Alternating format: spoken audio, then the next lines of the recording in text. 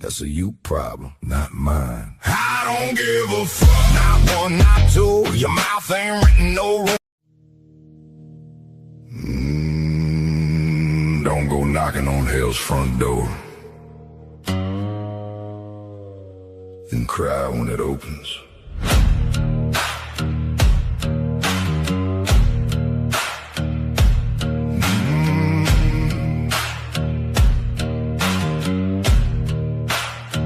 I don't raise my voice, I don't chase no fight. I let that silence sit like a loaded gun at night. You can run that mouth, you can test that fuse, but don't fuck with me if you ain't ready to lose. I've been patient, I've been kind, I've let fools cross too many lines, but there's a price when you light that fuse. Don't fuck with me if you ain't ready to lose. Don't fuck with me if you ain't ready to lose. I don't make threats, I just bring bad news. You wanted smoke, now the sky turned black. You threw that stone, now it's coming back. Don't fuck with me if you ain't ready to lose. I don't start wars, but I damn sure choose to finish what you lit when you lit that fuse. Don't fuck with me if you ain't ready to lose. I've been dragged through dirt with my name in flames. I've had snakes shake hands, then run from blame, but I came back colder with a shorter fuse. Don't fuck with me if you ain't ready to lose. I don't need revenge, I don't need proof. I let karma ride with my name on the truth. And when she comes, she don't excuse. Don't fuck with me if you ain't ready to lose. Don't fuck with me if you ain't ready to lose. I don't make threats, I just bring bad news. You wanted smoke, now the sky turned black. You threw that stone, now it's coming back. Don't fuck with me if you ain't ready to lose. I don't start wars, but I damn sure choose to finish what you lit when you lit that fuse. Don't fuck with me if you ain't ready to lose. Careful now, this ain't a game. You can't light fire, then outrun the flame. Careful now, this ain't the move. Don't fuck with me if you ain't ready to lose. Don't fuck with me if you ain't ready to lose. I don't make threats, I just bring bad news. You wanted smoke, now the sky turned black. You threw that stone, now it's coming back. Don't fuck with me if you ain't ready to lose. I don't start wars, but I damn sure choose to finish what you lit when you lit that fuse. Don't fuck with me if you ain't ready to lose. Yeah, don't knock on hell's front door if you ain't ready to lose.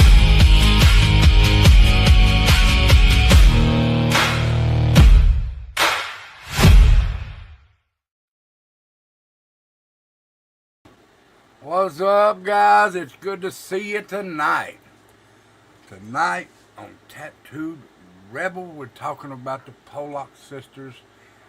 Pollock sister mystery. It's one of the most famous reincarnation cases ever recorded. So before I get started, let me fix this right here. Hold on just a second.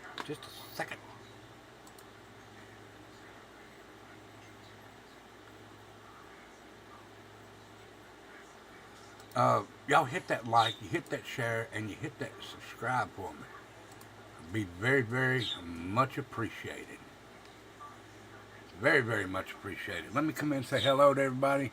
We got Tyler, we got Nightbot, we got Angel, and we got Beagle Mom. So y'all come on in and say hi. And don't forget, tomorrow night, church. And I don't know if I'm going to talk about it over there, or I'm going to talk about it over here. I believe I might talk about it over here because they might be some words come out that I just don't want a lot of people to hear from me. So I'll probably do it next week, and I'm going to be talking about MAID. M-A-I-D. Now, it's the same thing as with Dr. Kevorkian. So look it up. Has anybody ever heard of it? M-A-I-D. Has anybody ever heard of that?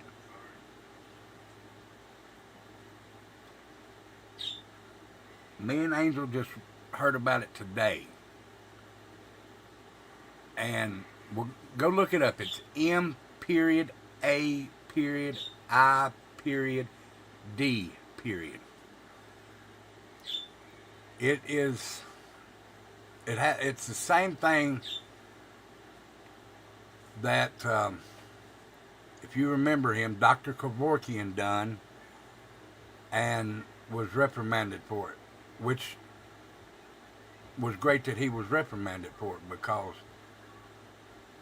we have no right to take another human's life. Just my opinion. But sometimes we do that. And, you know, I just don't believe in doing it that way.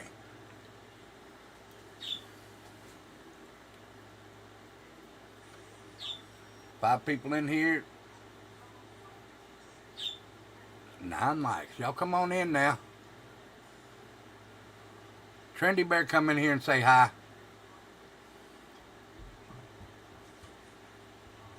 Tyler's already come in and say hi. Angel, Beagle Mom. Nobody else. And that's fine. That's fine. All right, guys. So we're getting ready to talk about the Pollock sisters mystery. Now, few stories in the history of the paranormal have sparked as much debate as the case of the Pollock sisters. Now, let me go ahead. I want to make this. Let me do this right quick.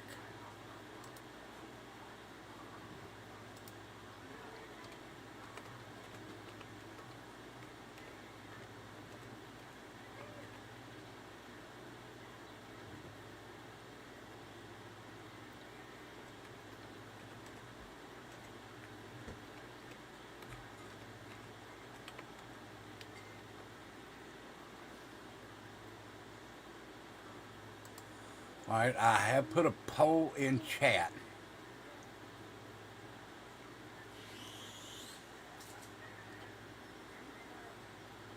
Good to see you, Mr. Michigan. Good to see you. I have put a poll in chat.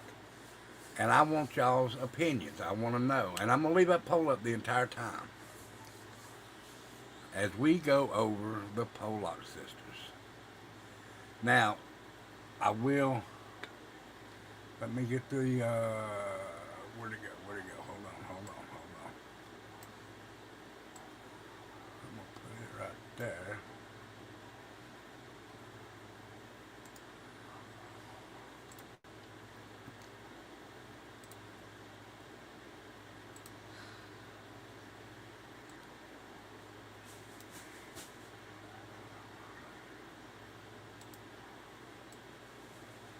All right. Pull this up.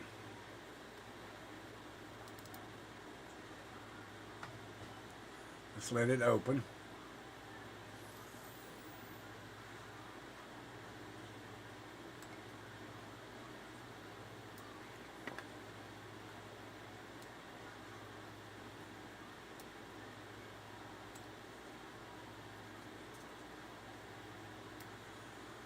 Now, I'm going to bring this up.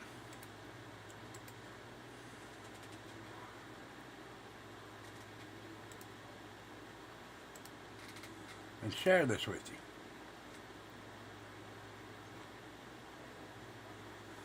All right. These are the two little girls at the bottom right here. are the Pollock sisters, and these are the Pollock sisters as well. So, now the story begins in the small town of Hexham, Northumberland, England. And the parents, John and Florence Pollock, had two daughters. These two right here, Joanna and Jacqueline Pollock. Joanna was 11 years old and Jacqueline was 6. So I'm assuming that these were the older ones. This one was the older one right here. Now the girls were extremely close, and family members described Joanna as protective and mature, often looking after her youngest sister. Jacqueline was playful and adored, and she followed Joanna everywhere. Their father, John, was a deeply religious man who had become interested in the idea of reincarnation. Despite being raised in a Catholic household where reincarnation is generally rejected. Now, according to later accounts, John believed souls could return to earth after death, but nobody could have imagined what was about to happen.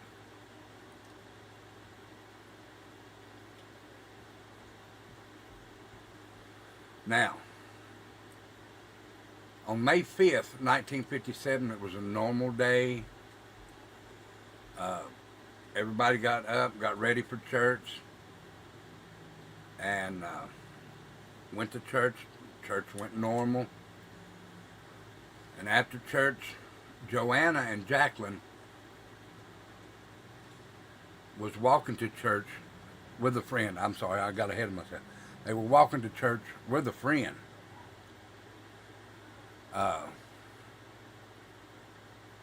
Now, after church, they were walking back home with that friend, and at the same time, a woman who was reportedly emotionally distressed and driving erratically lost control of the car and struck the children. All the children were killed. Joanna and Jacqueline were both killed, and the other girl that they were walking with. Now, the accident was devastating to the Pollock family. Friends described the mother as heartbroken, and John, however, became convinced that somehow his daughters would return. So they went on with their lives, grieved for a while, and went on with their lives. Wasn't long after the tragedy, though, that Florence became pregnant again. Now, John insisted the pregnancy would result in twins. Twin girls, as a matter of fact. But doctors disagreed. Medical examination only said that there was one child. Yet, John remained convinced. Now, when Florence had the pregnancy, full term and everything, Florence did in 1958 give birth to twin girls, and she named them Jillian and Jennifer Pollock. And this is the twin girls right here, Jennifer and Jillian. I don't know which is which. I should have marked it, but that's all right. So the dad was right. They would have twin girls, and they did. Now, to the mom, it was just a regular, birth. But to John, this was the first sign that something extraordinary was going to happen. Or was happening. So, one detail from birth that caught everyone's attention, Jacqueline, the younger sister who had died, had possessed a scar on her forehead from a childhood accident and a birthmark on her body. Now, Jennifer, one of the twins, appeared to have the same markings in remarkably similar locations. And supporters of reincarnation considered this incredibly important. Now, later, a psychiatrist, Eon Stevens, hello Lisa, would cite that these birthmarks as one of the strongest aspects of the case. But skeptics, however, argued birthmarks are common and similarities can occur naturally. And there the debate began.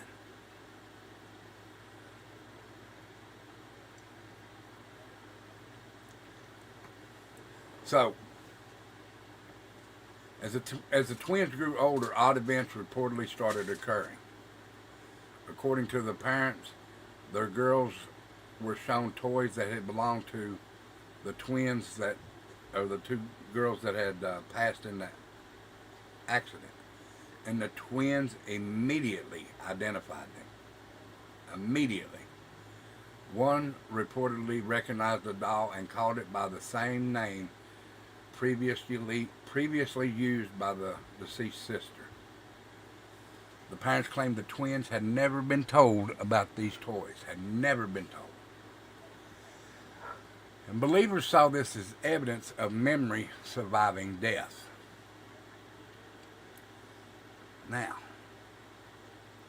skeptics wondered whether the children may have overheard conversations from family members. Yet, supposedly no family members had discussed anything about the other children after they were born, after the others were born. Now, the strangest reports came when the twins were between 3 and 5 years old. Now, according to John and Florence, the mom and dad, the girls spoke about events connected to the lives of Joanna and Jacqueline. They allegedly recognized locations that these two had never visited. But they recognized locations that these two girls in the picture that they're holding did go to. So, they reportedly referred to people they should not have known. And at times they even appeared to know details about their dead sister's school and favorite places that the girls played and went to and visited. Now, one account claims that the twins became excited when returning to their hometown of Hexham and seemed familiar with landmarks despite being too young to remember them. To many observers, these were chilling accounts. So far, they have had some scars that resembled what the scars the younger children who had already passed had. They recognized places they had never been, but the sisters that had passed did visit.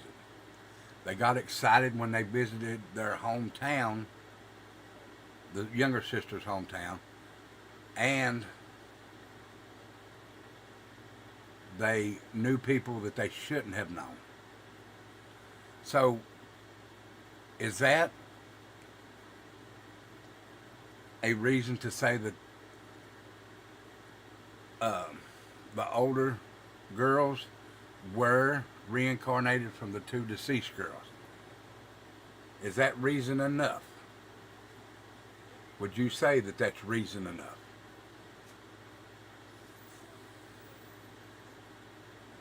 I wouldn't say that it's reason enough. That's just not enough. I mean, they could have overheard things. Kids are sneaky. They could have looked and figured out what toy maybe belonged to what girl. Now, now, I believe that there's a link between siblings. I think Tyler and Trinity have a link, and I know me and my brother had a link. Because my brother, he moved to Florida. Oh, I don't know. I was probably 11, maybe 12, and he would have been 22, 23. And when I started getting tattoos, and you can ask Becca, we got similar tattoos in the same place. My brother on his right arm has a heart, or did have a heart, that said, "I love Margaret," which was his wife.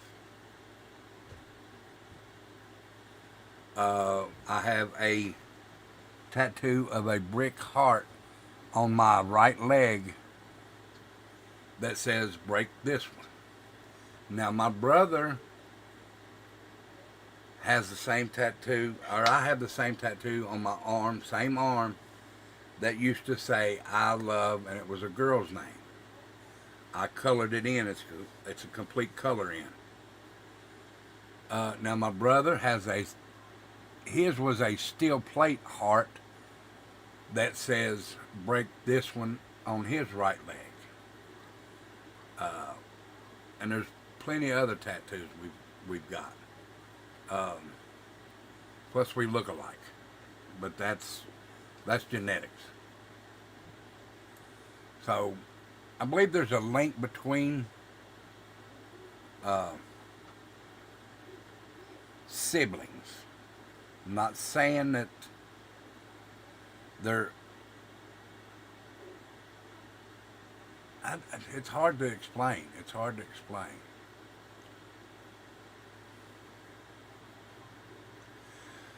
So, let's go on. And perhaps the most disturbing aspect that the older girls here had, it involved automobiles. Now, the original sisters, they had died through an automobile accident. A car hit them and they passed. And then the older ladies, they reportedly developed an unusual fear of traffic. Now, according to the parents, if a vehicle approached suddenly, the girls would panic and cling to one another. I see that still don't make it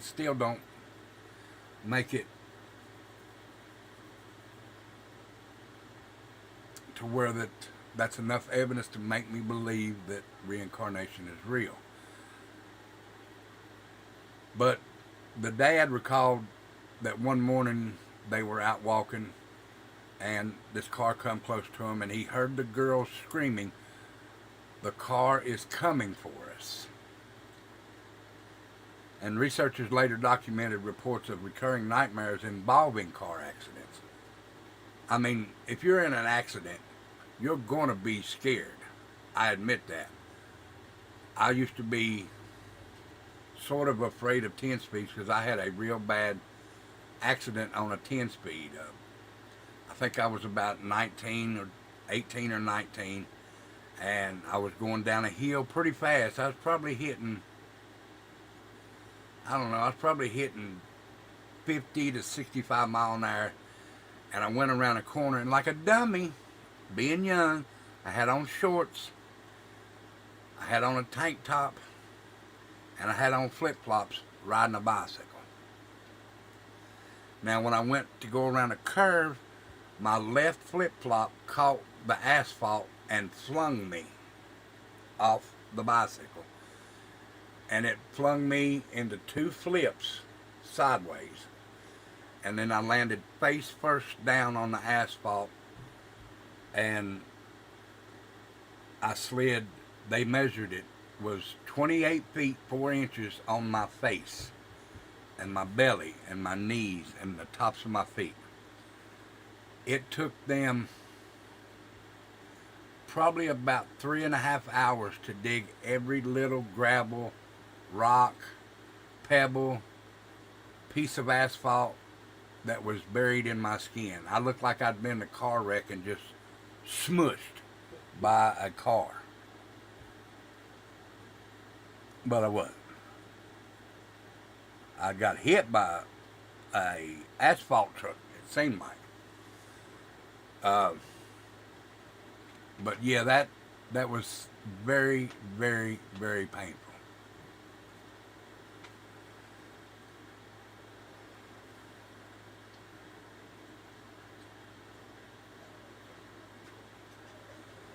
All right, now, again, believers pointed to this as evidence of retained memories from a previous life.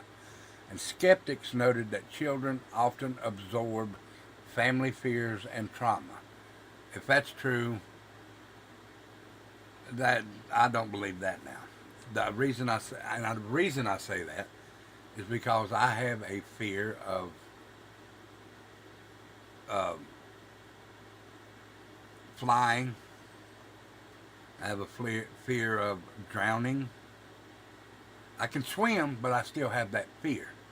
And Tyler, he loves to swim. And I think that he wants to fly. I don't know for sure, but you ain't catching me up there unless I got wings.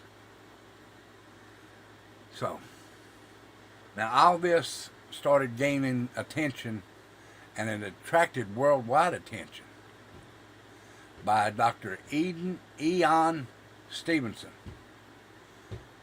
Now, Dr. Ian Stevenson from the University of Virginia became interested in this case, and he spent decades and decades researching children who claimed to remember previous lives. Now, he traveled internationally collecting reports and interviewing families. And after examining the Pollock case, Stevenson considered it one of the more impressive reincarnation reports. And he made documents of it. He documented behavioral similarities, personality matches, the birthmarks, statements made by the twins, and fear connections that connected them to the fatal accident and the fear of cars. Now, his work helped make the Pollock twins famous throughout the world. But not everyone agreed. Researchers and writers argued there were several alternative explanations. I don't have a fear of heights, I have a fear of falling. Also, my biggest fear is drowning. I can swim like a fish, but the fear of dying by water and the struggle. Same with me, Mr. Michigan.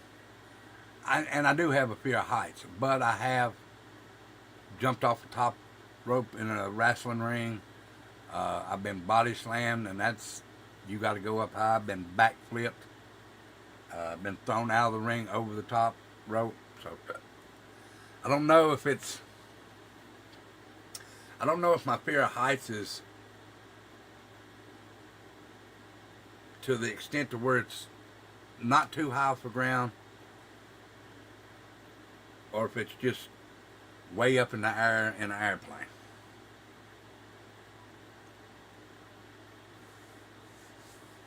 Now, like I said, not everyone agreed. Researchers and writers argued there were several alternative explanations, and among those were family influences. And what I mean by family influences, the twins grew up in the same family. They were constantly surrounded by relatives who remembered Joanna and Jacqueline. And it would have been difficult for the girls not to absorb stories about their sisters. Yeah, but what if you didn't talk about the sisters? That's my problem there. What about the father's beliefs? Remember, John Pollock already believed in reincarnation before the twins were born. Now, critics argued this could have unconsciously influenced how he interpreted events. And some skeptics, they suggest people remember the hits and forget the misses. I don't. Unusual similarities became legendary, while ordinary differences are ignored. I did the sky coaster at Kings Island, and it was most amazing. It's like skydiving. Listen, and I know Tyler's, I think he is afraid of heights because we took him to the Washington County Fair in Abingdon, and they got him on I can't remember the name of the ride now because it's been years ago. He was probably about 9 or 10. No, he was probably about 10 or 11. And it had something to do with a guitar, I know that. But it went up so high, and then it come back down and went back up the other side so high. But I know that it looked like that he passed out from where me and Angel were standing. Now, you'd have to ask Tyler. I don't think he did, but it did look like it. I mean, you know how people, when they get up so high, they just slump down, and that's what Tyler looked like. Now, it may have been the force of the air. It's hard to tell. It's hard to tell. All right. Now,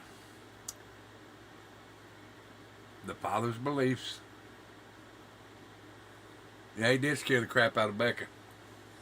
And what about selective memory? Or not selective memory, I've done one over that. What about childhood imagination? Children frequently create stories, and they role play, and they blend imagination with reality. Some investigators believe this may explain many of the reported incidents. Yeah, I still don't know about all that now. Still don't know about all that. So, what happened to the twins? One of the most fascinating parts of the story is what happened next.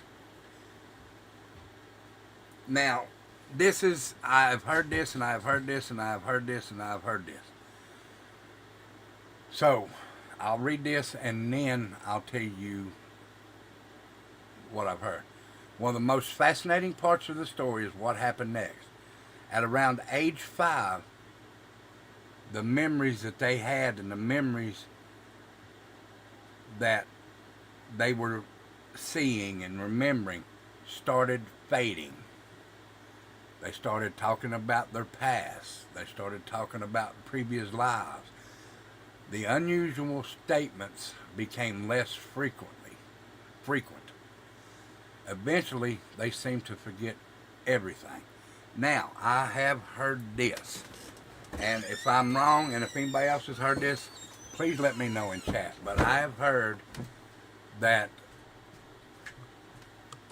this, with other cases of reincarnation, that they remember things very, very strongly at the beginning.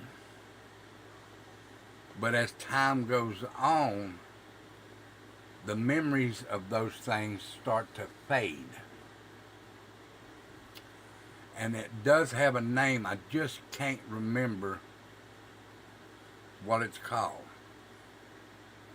But I do remember hearing things about this. Like, okay, say, I could remember if my mom had kids before I was born. I could say I could remember things that my brother done before he passed away. And I'm not talking about James. I'm talking about if I had a brother before me and James. And then all of a sudden, it just went away. It went away. So I have heard that. So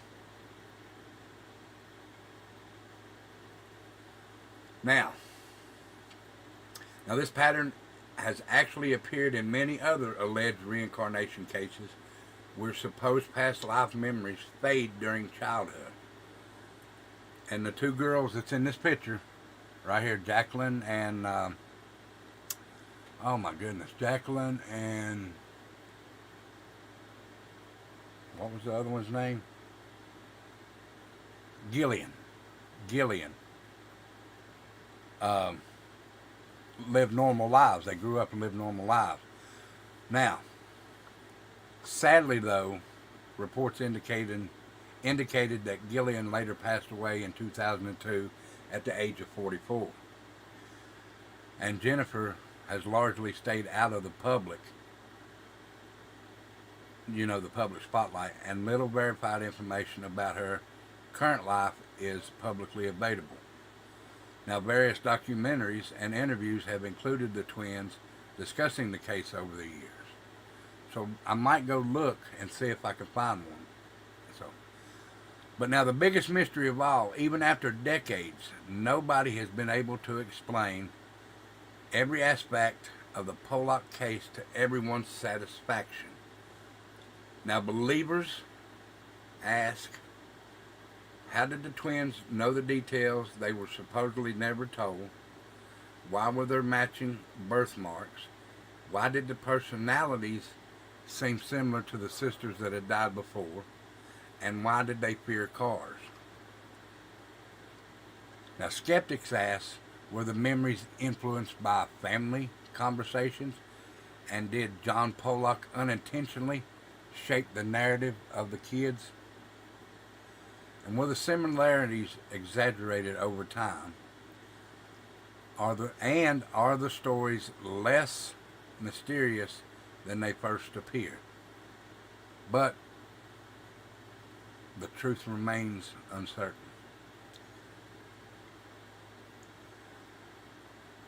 So, after all this is said, I've come to the conclusion that after studying the evidence, there are three possible explanations. Alright, possibility one. This was genuinely a reincarnation. Now, if reincarnation is real, the Pollock case may be one of the strongest modern examples. Maybe.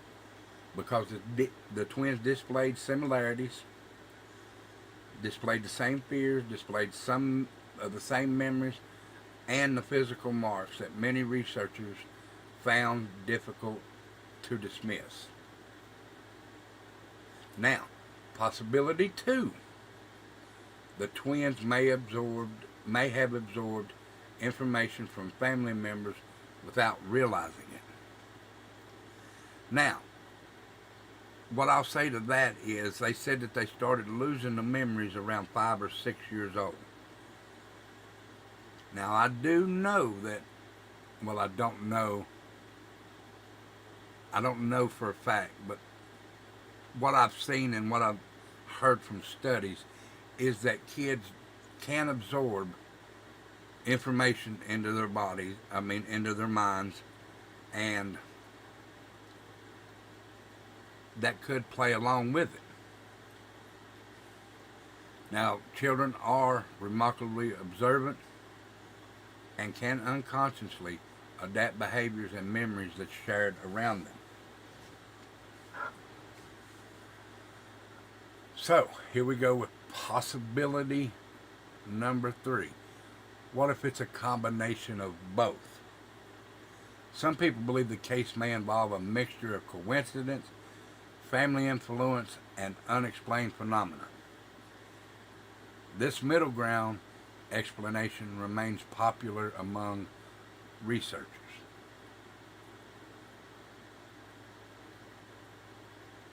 So, this is what happened to the first set of sisters.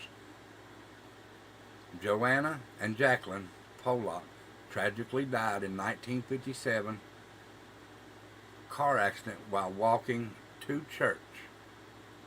Oh, it was to church, I'm sorry.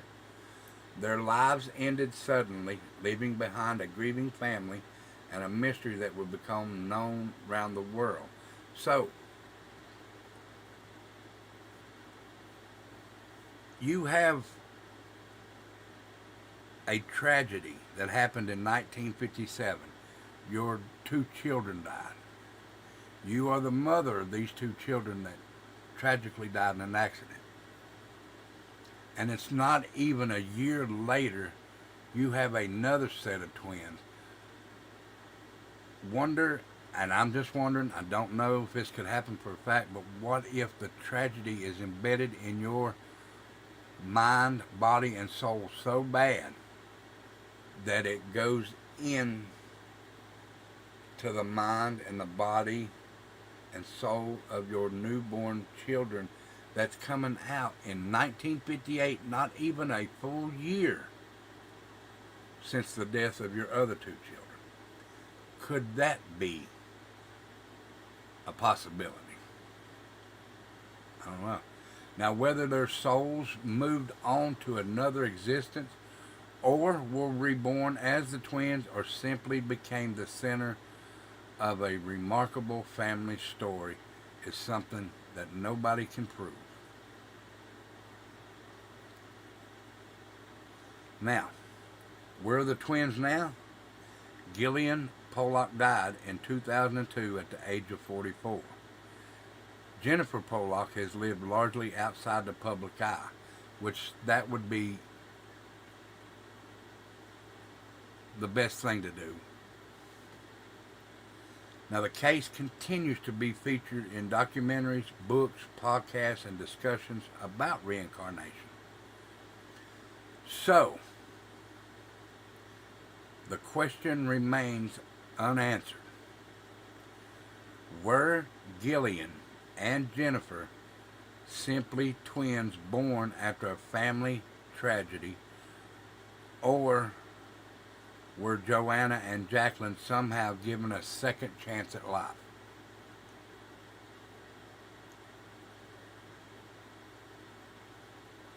Now, more than 6 decades later, the Pollock sisters' mystery remains one of the most fascinating and controversial stories of alleged reincarnation. So, guys, what do you think? What do you think? Okay, I'm going to do this. I'm going to ask this. Let me first go look at the poll. So, 75% say they believe in reincarnation. 25% say no. So I'm going to end the poll there. And there it is right there. So now I know 75% of you believe in reincarnation. Do you have a story that you've heard that makes you believe in reincarnation? Or is there something in your life that makes you believe in reincarnation? I've heard stories, but they still don't make me believe in reincarnation. Now, I believe, it's not a belief, I just know that I've had, and I think it's called deja vu, where I went to a house knowing that I've never been there in my life. Knowing that I've never been there. And I can tell you, as soon as you walk in the door, without walking in, what room is on the right, what room is on the left, what furniture is in the room on the left, what furniture is in the room on the right, where the bathroom is, where the kitchen is, how the kitchen's set up. Now that I have had myself, knowing that I've never been to that house, but as soon as I walk in the door, it hits me. I go, hey, I know this place, but I've never been there. Now, could that be a link that I had with my brother? Could he have been there and me not know it? Could that be a link between me and James? Maybe. I don't. I that's hard to say. That's hard to say.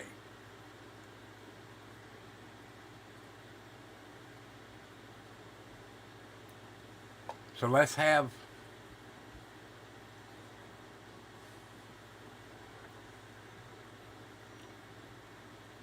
some throw some ideas in here.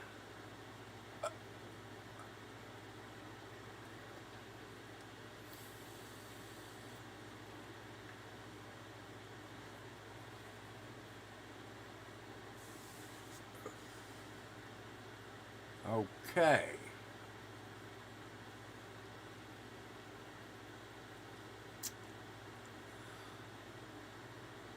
All right, guys. Well, I guess that ends the show. Uh, Pollock Sisters. Now, like I said, I don't know if I'm going to do it tomorrow night or next Tuesday night over here, but I am going to talk about Made. M. Period. A. Period. I. Period. D. Period. Hello, Kiminator. I don't believe in. See, I don't either. There's not enough proof to make me believe that, Kim. There's not enough proof. Now, like I said, I do believe in a twin bond or a sibling bond. I do believe in that. And that may have been, like I said, what I went through when I knew I was at that house before. I knew I wasn't at the house, but I knew every part of the house before I went in it, knowing I'd never been there. And it's good to see you, Kimmy. I hope you're doing well, dear. But now, like I was saying, I'm talking about, it's either going to be at church. See, you see it in your two daughters. Now, are they, let me ask you this, and I don't want to know their age, but are they like close in age, or is one like 5 or 6 years older, or because there was 11 years between me and my brother. And like I said, we look alike. We had the same tattoos even after he moved to Florida and didn't come back for about, I think it was 10 years. We had similar tattoos and didn't even know that. So there was 11 years difference between me and my brother. They're 2 years apart, okay? So that's a pretty close there. That's probably stronger than me and my brother were.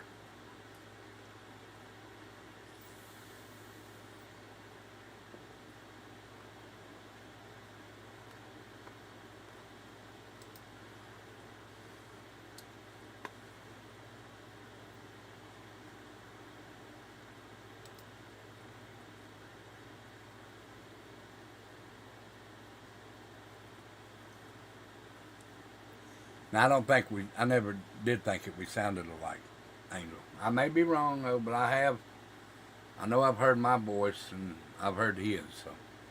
But that's just me, though.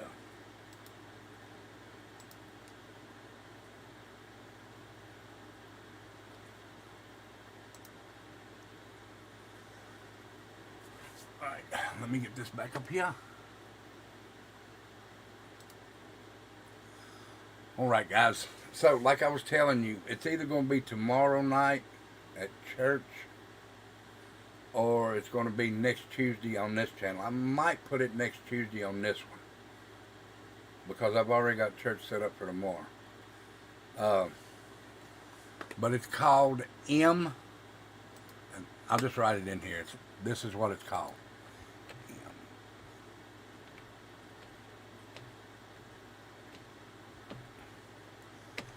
This is what you look up.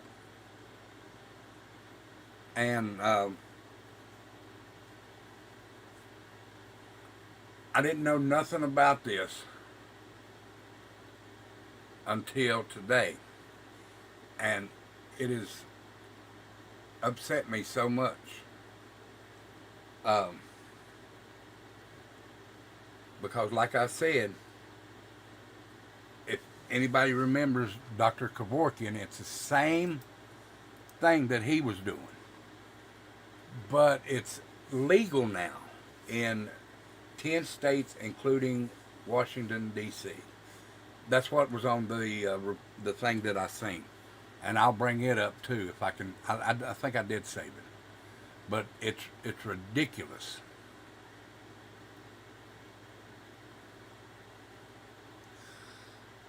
But don't forget, guys. Uh, I, Angel, are you on your computer?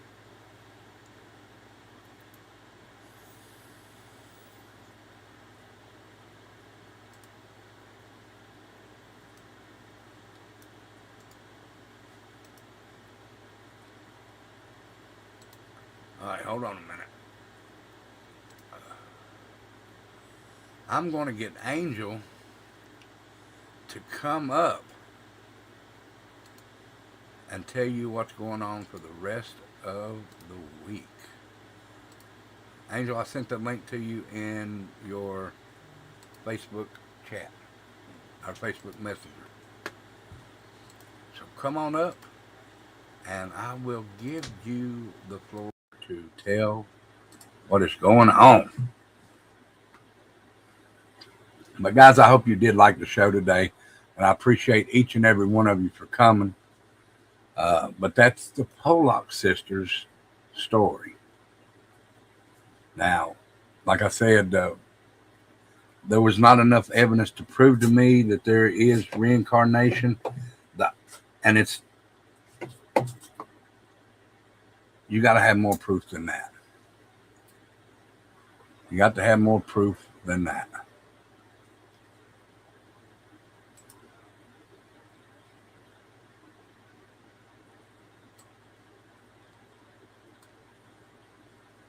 Where you at, Angel?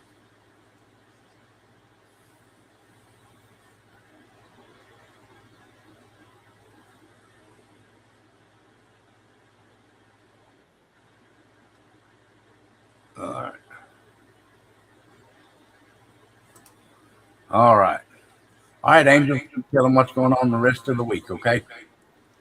All right, let me make sure my echo cancellation's off so y'all won't be like, she's echoing, because we had to turn all these off earlier. I think. Yep. I think. Am I echoing, guys? No, you sound good. Go ahead.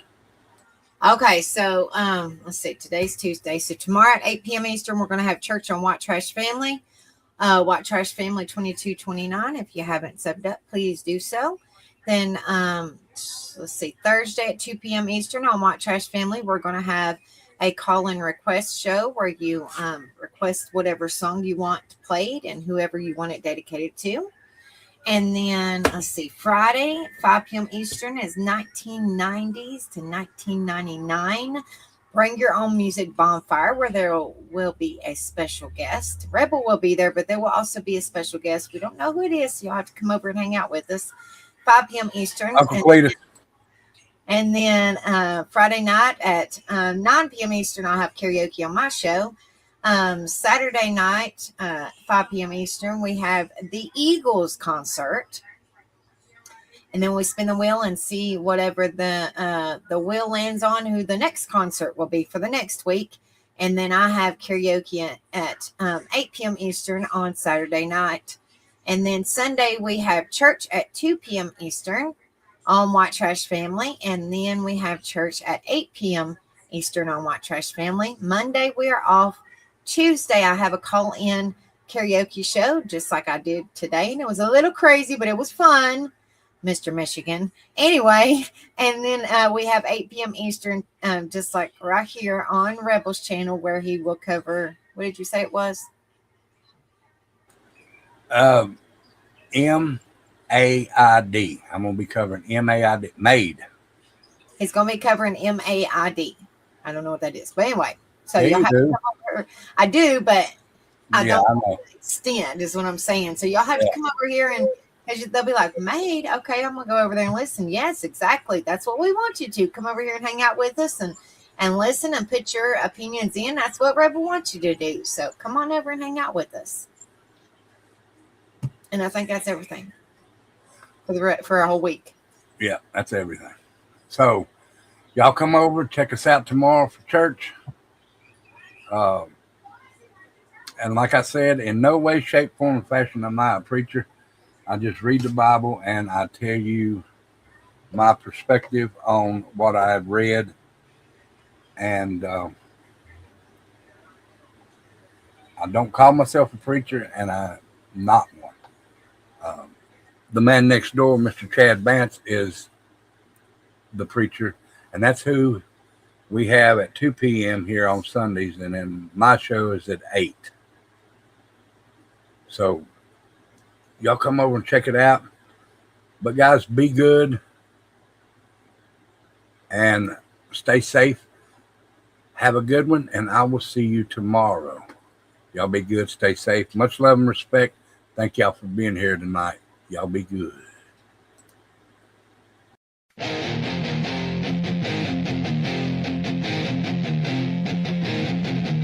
They're preaching from the city with a silver tongue, telling us what's right, what we can't become. But out here in the heartland, we've had enough. We don't bow down, we were raised too tough. You can ban my words, but not my pride. This is our land and we won't hide. The more you push, the more we fight. We're standing tall for what's ours by right. Don't tread on me, don't tread on you. This land is ours, red, white, and true. From the backwoods fire to the city street, freedom's a song with a rebel beat. Don't tread on me, don't tread on you. We'll raise hell till the night is through. Stars and stripes, bold and free. You can't chain down our liberty.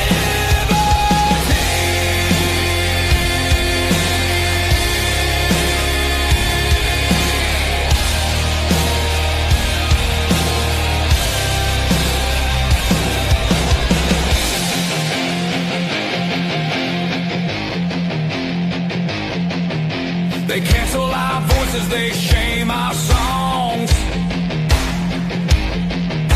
But outlaw country's been loud all along. From the farmer's hands to the soldier's boots,